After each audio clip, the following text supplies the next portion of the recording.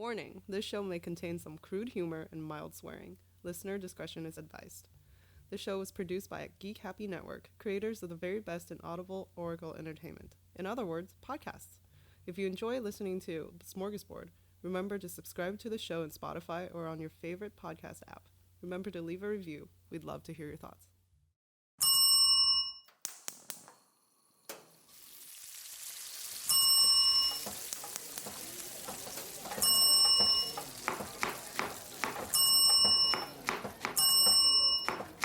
This is Smorgasbord!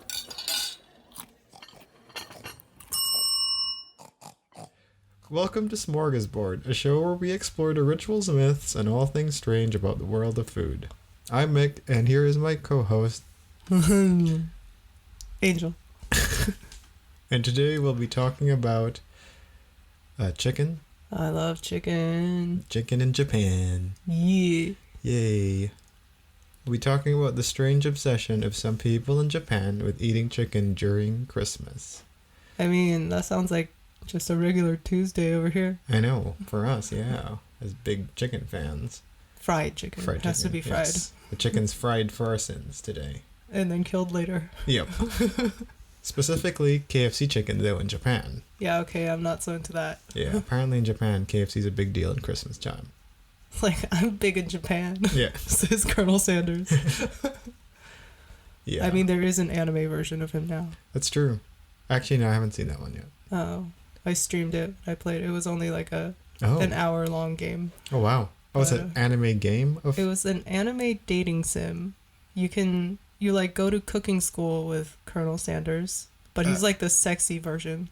Okay. So he's like, he's lean. Right. He's kind of like a silver fox daddy. Wow. And you're trying to be like, oh, Colonel Sanders, I want to your make chicken just like, show me your drumstick. But you play through the entire thing. I don't know. There's spoilers. Does his drumstick have skin or no skin? I mean, you never get to see it. Oh. That's the twist. Wow. That's kind of disappointing. It's pretty PG. Oh, I see. Yeah, you fight like this mashed potato monster. I don't know. Oh, wow. It's Okay. weird. Wow. Yeah. Fair enough. Mm-hmm. So apparently it is true that there's a chicken fascination in Japan. Yes. Was it set in Christmas time? No, this was like 2 months ago. Oh.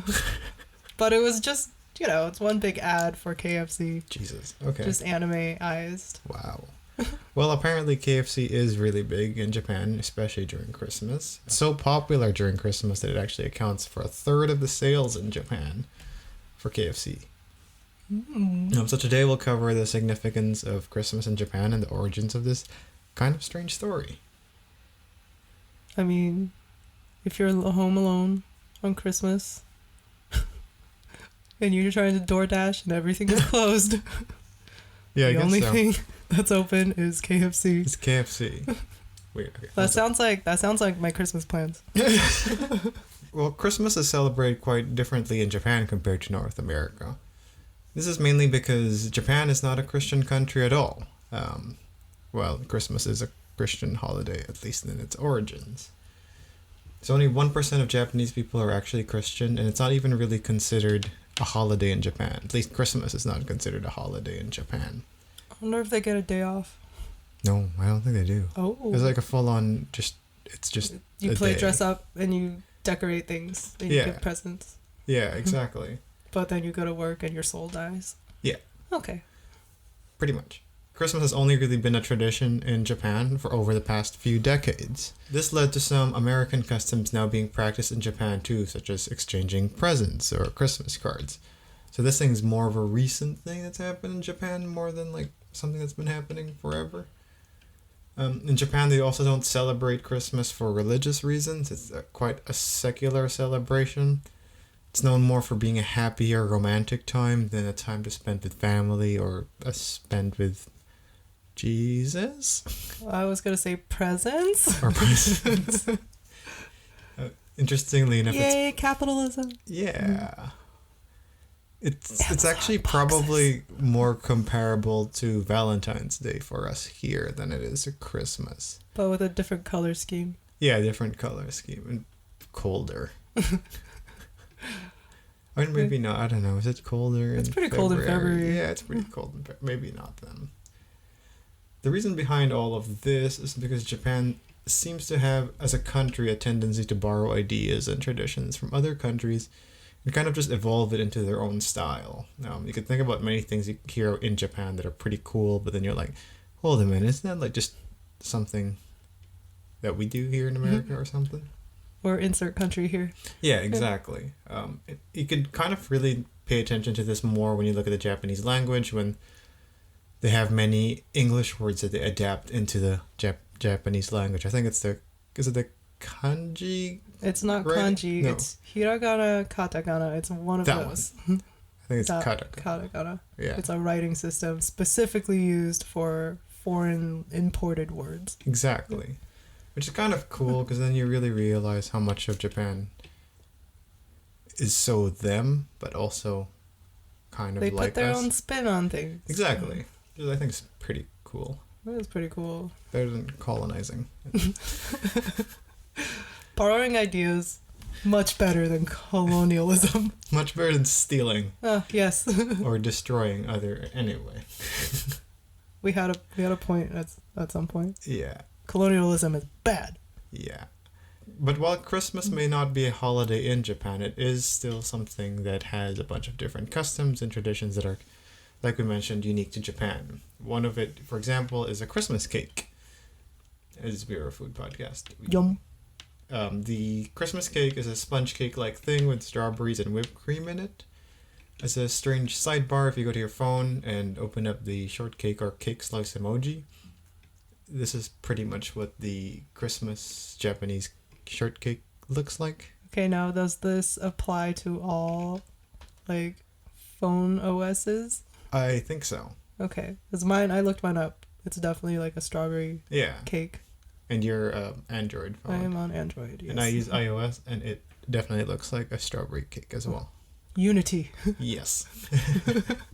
The one time we're not fighting about Android versus iPhone. No, because actually maybe we could look at which cake looks better. Oh, you know my cake looks better. Yeah. Come on. I don't even want to try to look at my cake. You forfeit. Yeah. The cake itself, as a food, not as an emoji, is very light in texture and not heavily sweet, but all around pretty good, delicious, I'd say. And the history actually comes from World War II, as all the good things come from war. Wait. Like Spam. Spam, yeah, true. There's that Korean hot pot cake thing, not cake, but cake? Hot pot. The spicy hot pot. Oh, thing they put Spam in it. Spam and cheese. Yeah. That was from war as well. The history behind this cake is that when Japan was destroyed after the war, America tried to help repair what they did because they did Feels some damage. bad, man. Yeah, I feel like America did quite a bit of damage in Japan, so they tried to do some reparations for that. During that time, sorry we nuked you. Here's some sugar. Here's some sugar. Thanks. Actually, I didn't even really give them food. It was more of structural repair, from what it sounds like. During that time, food was pretty scarce for the Japanese people still, let alone having good food or even sweets. So sweets kind of became this luxury thing for them. Became like a sign of it became like a sign for a better hope, for a better future. For a better future. A concept that Nick and I have completely abandoned. So yeah, sweets became a way to signify hope for a better future. According to anthropologist Hideo Konagaya, he said that sweet chocolates, above all, given by American soldiers, epitomized the utmost wealth Japanese children saw in American lives. This combination of cross-cultural mixing of American tradition and growing hope for a better future of Japan made sweets kind of synonymous with success and celebration. Eventually, Christmas cake was created to become some sort of the symbol of Japan's return to success. I don't think it's like a direct symbolism, but kind of. It became one. Being able to celebrate Christmas, plus having this sense of a better future for Japan kind of happening, not hand in hand, but sort of during the same time. Slightly symbiotic. Yeah. Mm-hmm. It also helped that the cake had red and white colors, which was similar to Japan's flag. I was going to say Canada. Suddenly Canadians. Not Canada nor Christmas. Japan's flag. All right. Yeah. Flag of the rising sun. Exactly. Aside from the cake, there are also other customs about Japan and Christmas. Aside from Santa, they also believe in a god-like creature or being called Hoteyosho. Hoteyosho. Who is a Japanese god of good fortune, which comes more from a Buddhist belief, not directly really related to Christmas, but this being is known for also bringing gifts to people. Woohoo! Similar to Santa-san. Another custom comes from the Disney gods. In Tokyo, Disneyland hosts a big Christmas parade featuring everything you expect from a Disney Christmas, like candy and Santa and a whole load of consumerism. My favorite thing. Yep. Yeah, I guess it's like a parade of different... All the Disney characters, but in Santa hats. In Santa hats. And probably more Japanese looking. Yes. Maybe. I don't know. It depends on if I've seen photos though. Yeah, they're more Japanese looking than... Well, it's probably because the people... They source local talent. Yeah. Sure. I think. I don't know. I've never been to Tokyo Disney. Yeah, I don't know either. It just sounds very expensive. Yeah. Like more expensive than North American Disney? I don't know. Probably. It's probably cooler too. Yes, I've seen pictures of their snacks. Yeah. And they're superior. Something about Japanese pastries, man. They're just more delicate. Yeah. And cute. You probably have the best Christmas cake in there. Disneyland? Yeah. Should we go? We should go. We should go. Come support us in Patreon and help fund our work trip. Yes, for science. For science. Yep. For journalism. Oh, yeah. I will be taking pictures, I guess. Yeah. If I remember to. And we'll try everything you ask us to try. Including natto. Yeah. Oh, no. Oh, yeah. Pass on the natto. I love natto. Slimy. Going back to Christmas, one other thing about Christmas in Japan are Christmas lights.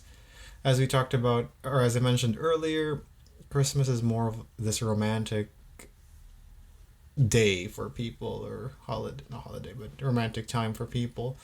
So there's a lot of big light displays around Japan usually, where people can walk around and kind of just propose to their girlfriends. Sure.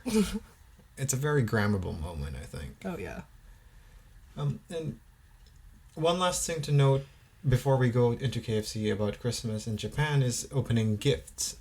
Apparently in Japan, you don't rip your gifts open. It's kind of considered rude. They more enjoy the slow process of gently opening your presents, which are usually more beautifully decorated than they are here anyway. Oh, yeah. They're all about the wrapping. Really? I could appreciate that. I mean, it's a work of art. Yeah. Heck, even when gifts given to me are terribly wrapped, I still... You prefer that over I just like opening it slowly. It's fun. I rip things open with a fury. But I also haven't gotten a wrapped present in like years.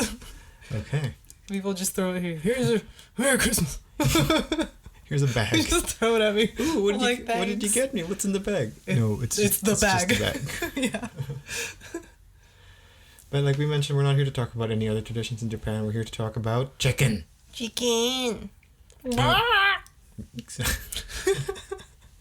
When it comes to chicken, KFC is the second largest and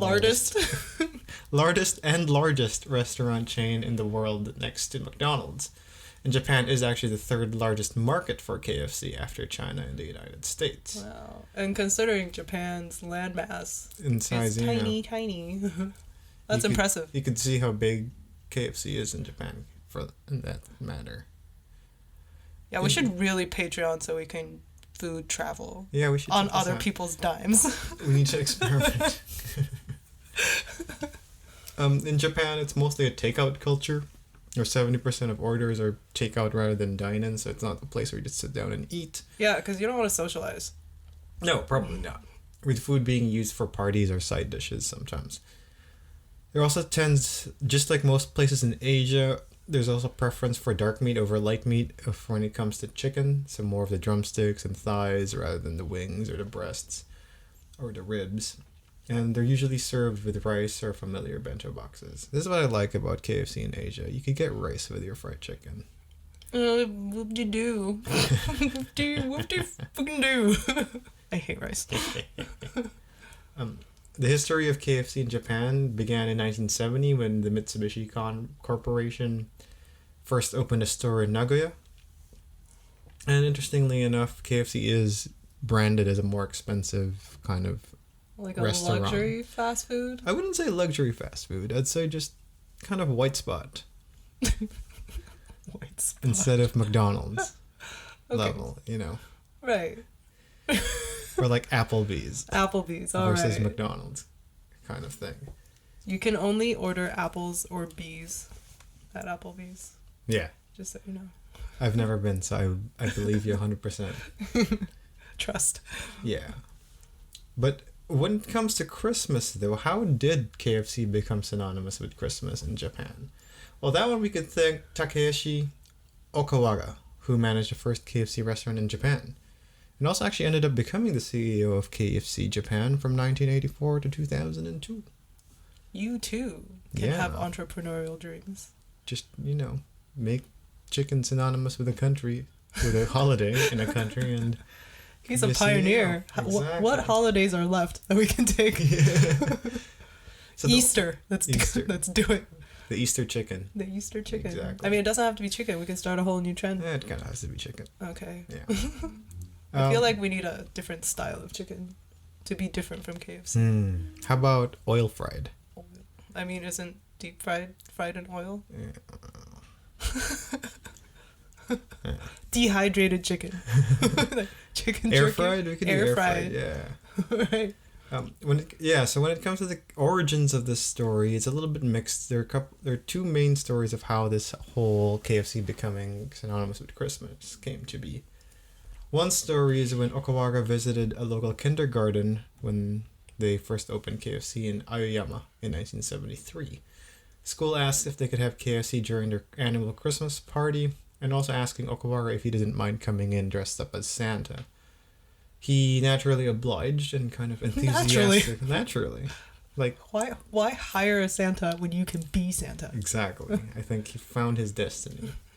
He enthusiastically celebrated this with the kids, and the event was so successful that the word got out and other schools began asking Okawara to do the same. This eventually led to the idea of promoting KFC during Christmas to Okawara. Another origin story that's a little bit more boring is that Okawara, overheard a couple talk about how they miss having turkey during Christmas, and he thought, well, turkey, chicken, same It's just a thing. Maybe tinier we could use turkey. KFC as a substitute. But whatever the origin, Okawara's idea was to package the chicken as a party barrel for people to buy and share during the holidays. Ooh, a barrel. Yeah. KFC Japan liked the idea of this and built a national ad around it, kind of going with that idea. The whole advertising project was to have this party barrel and also sell KFC as being synonymous for Christmas. So Christmas equals KFC. This kind of worked because, like we mentioned, Christmas isn't really a Japanese thing. They're not really wholly religious, so they just heard about this. They jumped on that fresh market. They jumped pretty quick, yeah, which was very fortunate for KFC. Especially because, yeah, Japan just heard about this holiday that the Americans would celebrate or whatever. And they didn't exactly know what to do with it. It was like, oh, there's a Christmas. Cool. What are we going to do? It's kind of big. Yeah. And then KFC comes in and be like, well, Let me tell you a thing. in America, we eat chicken during Christmas, okay? Okay. So here's a party barrel. And y'all can enjoy Don't forget to shoot it your first. chicken during Christmas. You're welcome, Japan. So that's kind of exactly how the ad went, word for word. Yep. And actually worked. Today, it's so successful that about 3.5 million Japanese people tend to celebrate Christmas with KFC as a part of their meal. Dang. The party barrel itself comes usually as a party box, including 8 pieces of chicken, some shrimp gratin, and a triple berry tiramisu cake.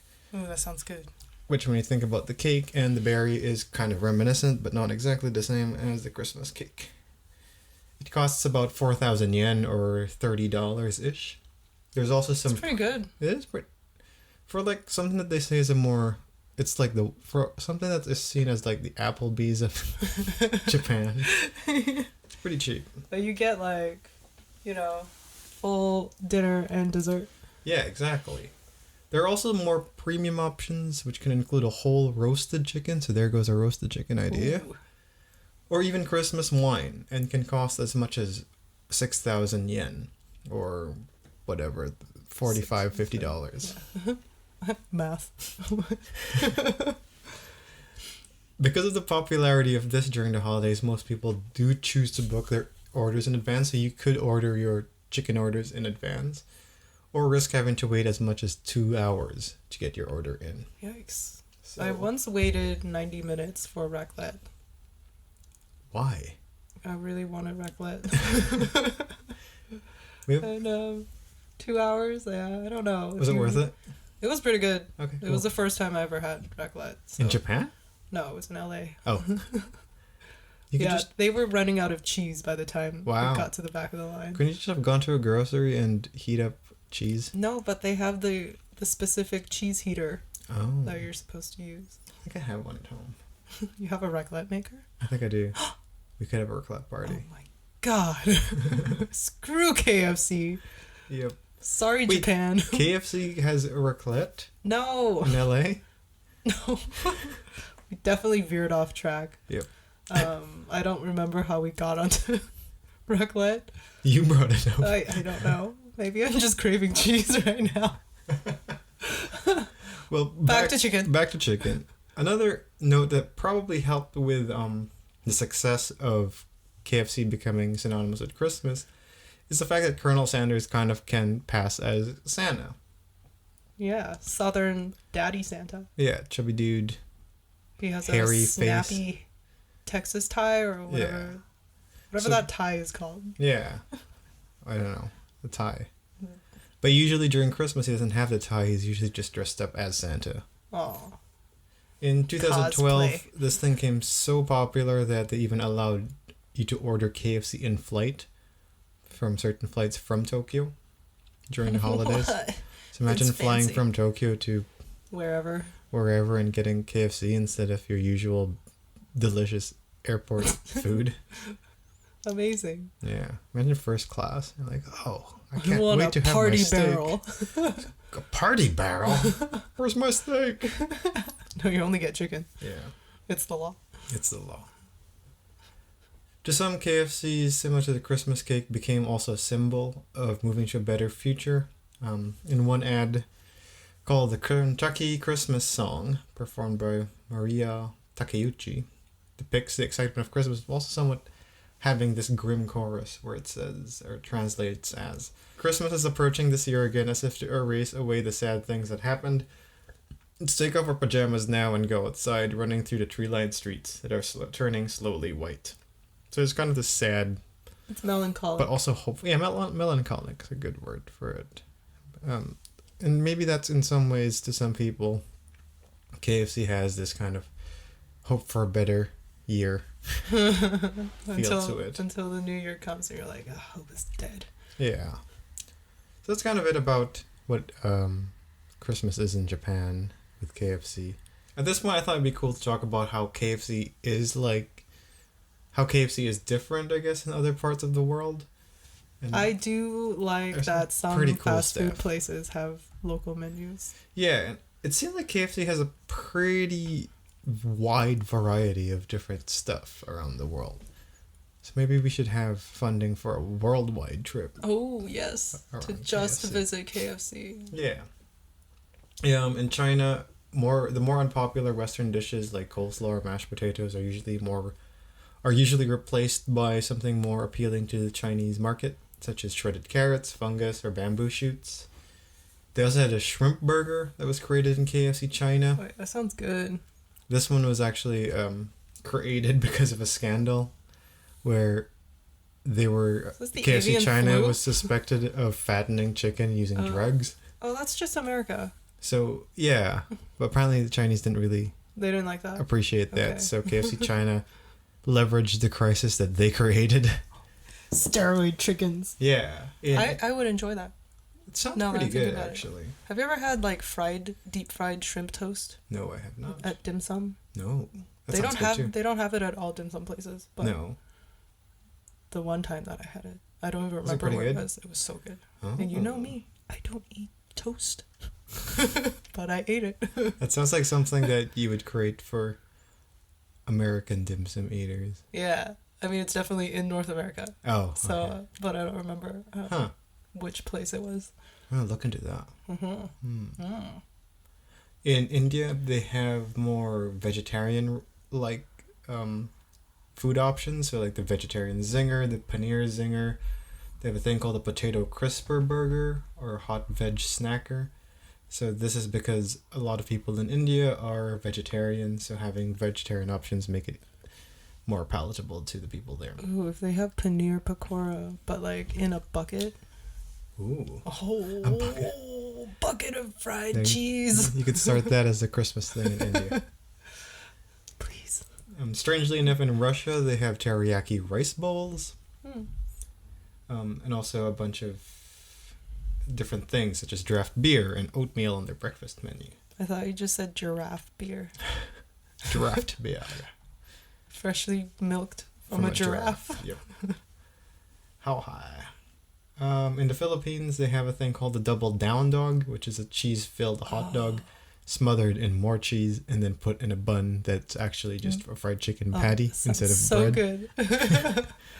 I know when Double Down came out, people gave it a lot of heat. They're like, that's so Yeah. gross. But I'm like, it's just like eating 3 pieces of chicken. Instead of one, yeah. Yeah. That's fair. You don't need to take up all that precious real estate with Exactly. bread This one's the same thing, but with hot dogs. and cheese. And cheese.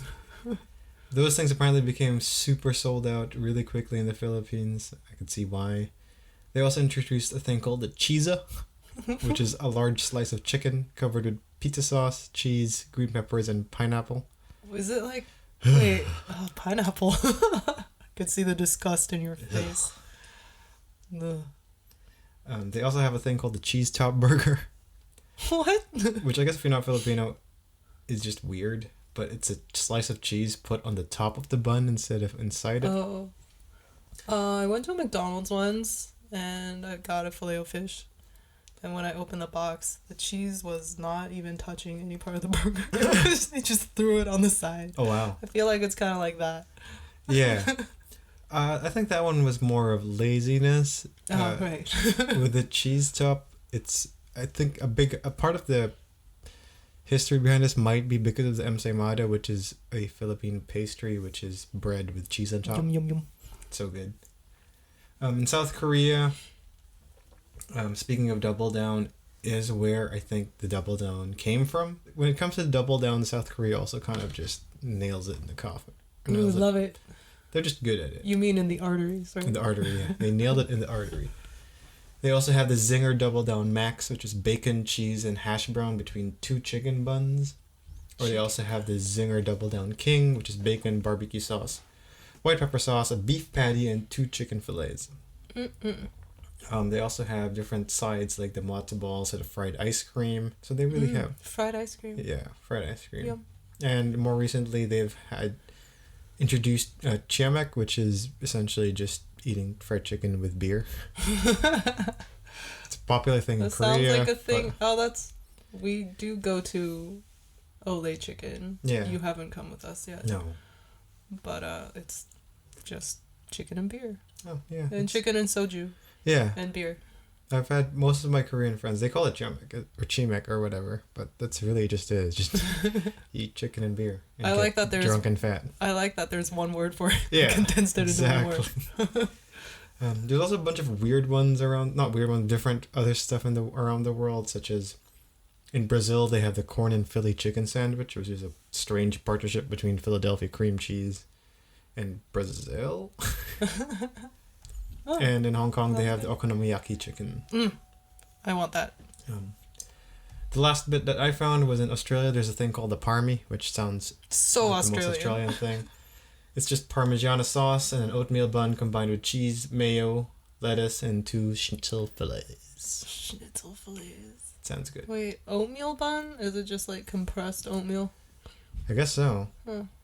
Interesting. Yeah. This thing is so ridiculous that it has 50% more calories than a double down burger.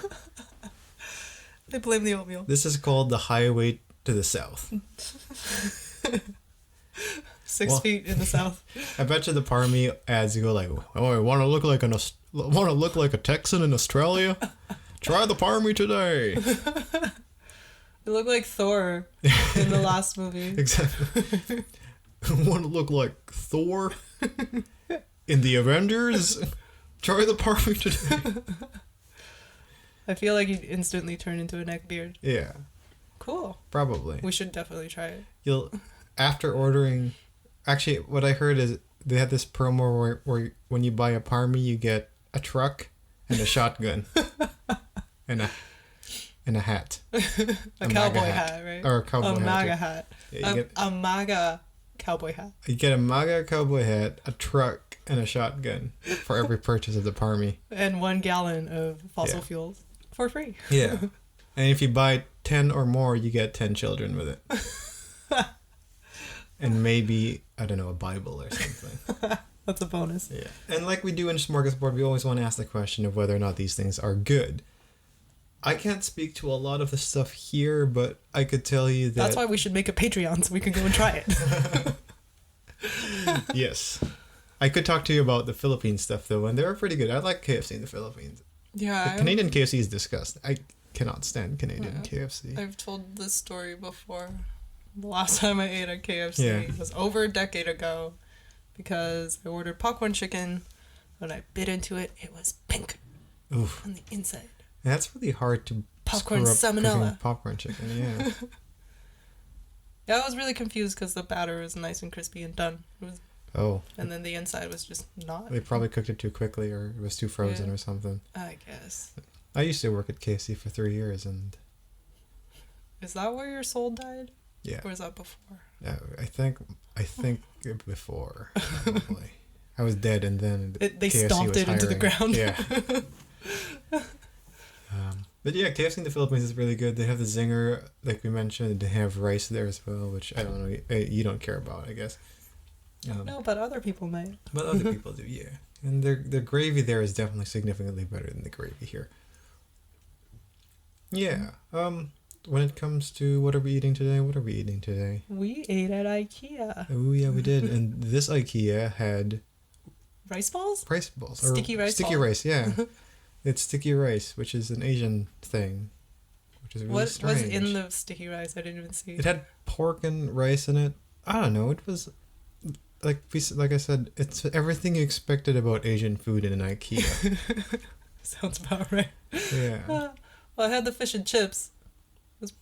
I don't know if I liked it. It was fried, so you know. IKEA, I appreciate just moderately good food. It's adequate. Yeah. I feel fed, so it's a good thing. Doesn't make you happy, but it doesn't make you sad either. Yes, life was not better, but it's not worse. But yeah, so that's our episode today. This is the second time we've recorded this. Thanks in case I didn't say that already. We'll probably post the terribly recorded one because we forgot how to talk today. Our sound mixer sucks, and now we can't talk. So yeah, there you go. Yeah.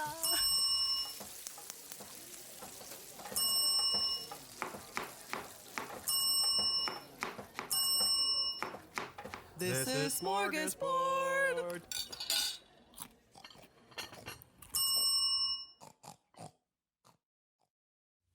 Have a food-related ritual, myth, or something strange you want us to explore? Send us a message through Facebook at Geek Happy Network. We'd love to hear from our fellow foodie listeners. And while you're there, remember to subscribe or follow us too. This show was created by Angel Lynn and Mick Narciso, hosted by Angel Lynn and Mick Narciso, editing by Mick, and logo by Angel. Come give us a listen at geekhappynetwork.com or look for us on your favorite podcast app. Oh, and be sure to follow us on Facebook or Instagram at Geek Happy Network.